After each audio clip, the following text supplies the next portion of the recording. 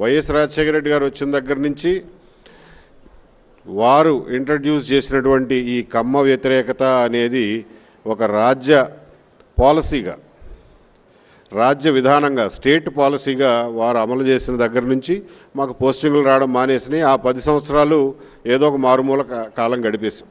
ఆ విధంగా 30 సంవత్సరాల్లో 15 సంవత్సరాలు సరైన ఉద్యోగం చేసాం, 15 సంవత్సరాలు ఎక్కడో ఇన్సిగ్నిఫికెంట్ పోస్టుల్లో చేసేవాళ్ళం. ఆ ఇన్సిగ్నిఫికెంట్ పోస్టుల్లో కూడా మేము చేయగలిగింది చేసేవాళ్ళం.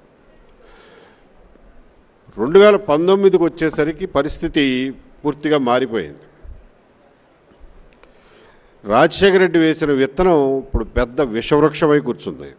అది ఏమాత్రం వెరప లేకుండా మంచి మర్యాదలకి, రాజకీయాల్లో గౌరవానికి, అడ్మినిస్ట్రేషన్లో సంప్రదాయాలకి ఏమాత్రం విలువ ఇవ్వకుండా కమ్మవారిని ఓపెన్గా, టార్గెటెడ్గా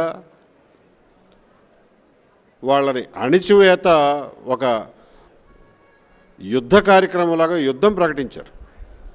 అది వీడొచ్చిన తర్వాత జరిగినటువంటి కొత్త మార్పు. ఇంత దుర్మార్గం, ఇంత రాక్షసత్వం, ఇంత కర్కసత్వం, ఇంత నియంతృత్వానికి మన అందరం గురి కావటం అనేది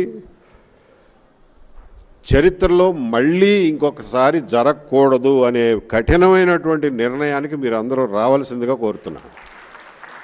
నెవర్ అగైన్, నెవర్ అగైన్ ఇటువంటి వాడిని మళ్ళా అటువంటి అధికారం పొందకుండా అహర్నిశలు కావాలంటే కష్టపడాల్సినటువంటి బాధ్యత మన అందరం తీసుకోవాలి. ప్రజలందరూ తీసుకునేలాగా కూడా మనం ప్రోత్సహించాలి.